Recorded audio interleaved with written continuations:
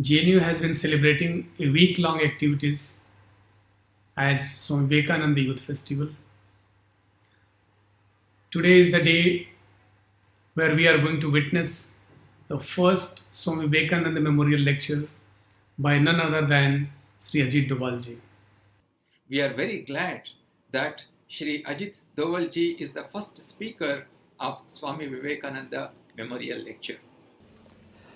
I feel honored to be here at this prestigious university to speak on the occasion of 158th birth anniversary of Swami Vivekananda.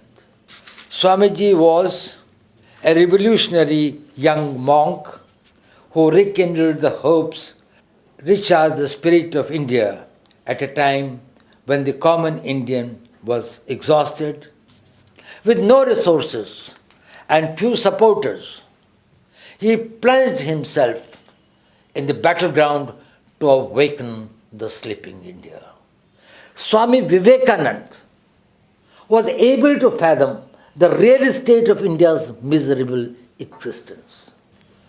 What Vivekananda wanted from the youth was, and he said, muscles of iron and nerves of steel. He asserted that the first God we have to worship are our own countrymen. He insisted that we will not be able to rebuild a strong India without education and empowerment of people through knowledge. Vision of India was that of a transformed society inspired by dignity, freedom, and individual excellence.